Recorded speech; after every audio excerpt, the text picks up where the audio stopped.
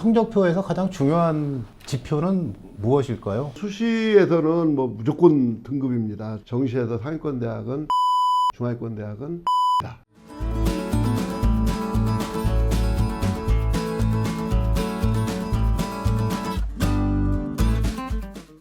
안녕하세요. 네, 안녕하십니까. 신노원입니다. 진동섭입니다. 반갑습니다. 이번 시간에는 연합학력평가 성적표 보는 법을 말씀을 드리려고 합니다. 이름은 학력평가라고 되어 있는데 사실 수능과 똑같은 방식으로 치러지는 시험이죠. 네, 그렇습니다. 그런데 평가원에서 보는 건 모의고사라고 해서 육모, 구모 이렇게 얘기를 하고요. 그 사이사이 교육청이 출제한 것은 학력평가라고 합니다. 그래서 교육청에서 보는 학력평가는 학생이 시험을 보고 난 다음에 뭐 맞은 문제, 틀린 문제, 문항별로 분석도 하고 보충해서 공부해야 될 부분도 알려주고 그다음 뭐 석차도 나오고 굉장히 다양한 정보들이 나오고 있거든요. 이것은 이제 교육청이 학력평가를 맡아서 시행하기 시작할 때부터 개발해가지고 보완을 거듭해서 여기까지 온 건데요. 개발에도 참여하신 신동원 선생님 모시고 설명을 들어보도록 하겠습니다.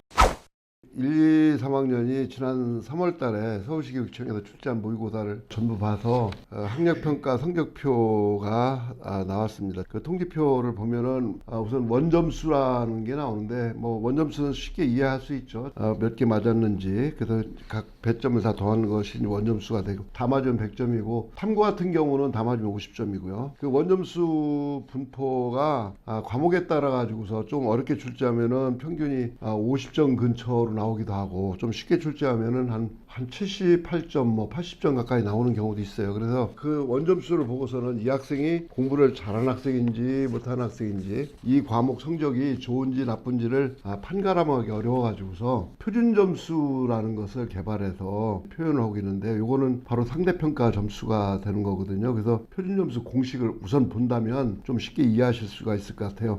내가 맞은 원점수 여기에서 집단 평균 점수를 빼요. 표준 편차로 나눕니다. 보통 전국적으로 보는 시험은 표준 편차가 17에서 22 사이가 나와요. 국어고 수학 같은 경우는 원점수에서 집단 평균을 빼고 표준 편차로 나눈 값에다가 곱하기 20 더하기 100 평균보다 몇 점이나 잘했나를 수치로 보여주는 점수다. 이렇게 이제 보시면 되겠죠. 그래서 예를 들어 가지고서 한 130점쯤 나왔다 그러면은 평균보다 훨씬 높은 점수를 맞았다. 만약 70점을 맞았다 같으면 평균보다 훨씬 낮은 점수를 맞았다. 이런 식으로 표준 점수만 보면은 이 학생이 대충 얼마나 공부를 잘하는지 못하는지를 알 수가 있고요. 표준 점수 속에는 대략 석차가 들어가 있기 때문에 석차 등급을 예상할 수가 있어요. 보통 132점이나 134점 이런 정도에서 1등급 구분 점수가 되더라고요. 2등급 구분 점수는 124점에서 126점이더라고요. 보통 116점에서 118점이 3등급 하한선이다. 그리고 또 이제 나오는 게 백분위인데요. 백분위는 뭐 간단하게 얘기해서 내가 백분위 100을 맞았어 그러면은 100명 중에서 1등이야 이런 소리나 마찬가지입니다. 이게 무슨 얘기냐면은 응시자 중에서 나보다 점수가 낮은 학생들의 백분율을 표시한 것이 백분위거든요. 그러니까 나보다 점수가 낮은 학생 수에다가 동점자 수의 절반을 응시자 수로 나눠가지고 곱하기 100 하게 되면 되는데 그래서 이제 백분위가 90이다 하면은 나보다 좋은 학생들은 10%, 나보다 못하는 학생들은 90% 이렇게 생각하면 되는 거죠. 보통 백분위 98이다 할 것 같으면은 내가 상위 2% 성적이다.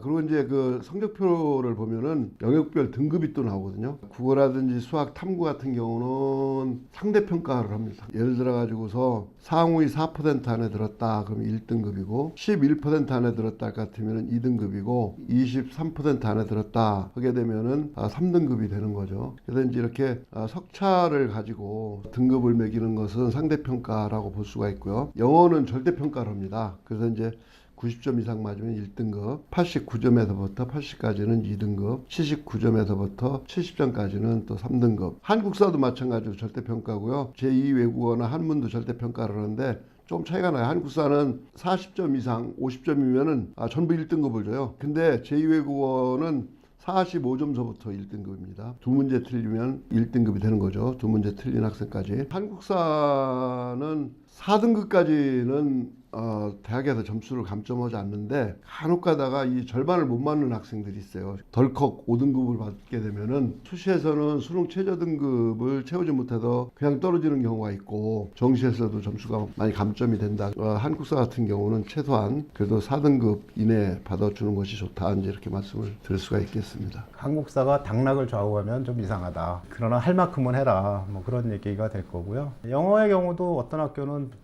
비중을 많이 안 두잖아요. 우리 학교 지원하는 학생들은 영어 다 잘하는데 뭐 그러니까 거기다가 그 등급을 크게 두면 괜히 영어 때문에 붙고 떨어지게 돼서 절대평가로 나오는 영어 영역이나 한국사 영역의 반영 점수가 대학마다 조금씩 다르게 평가가 되고 있습니다. 그렇기 때문에 뭐에서 어떻게 당할지 모르기 때문에 절대평가뿐만 아니라 쉽게 출제하는 한국사도 문제집을 한 권 정도는 풀어보고서 수능시험 보러 가는 것이 좋겠다. 이렇게 말씀드리겠습니다.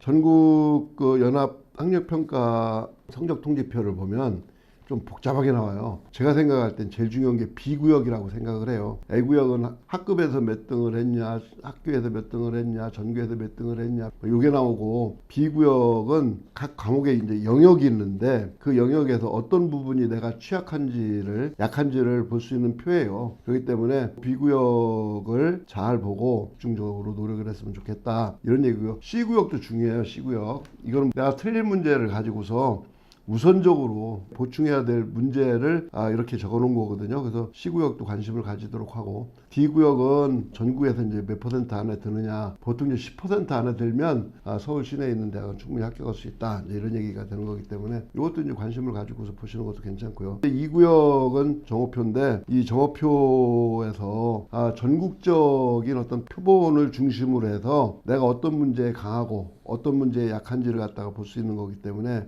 꼼꼼히 분석해가지고서 이 성적표를 중심으로 해가지고서 준비를 한다 같으면은 굉장히 도움이 된다. 이 성적표를 모의고사 문제지하고 같이 철해서 보관을 했다가 자기의 실력을 객관적으로 타진해보고 그 문제점을 갖다가 적극적으로 보완해보는 방향으로 활용했으면 참 좋겠습니다.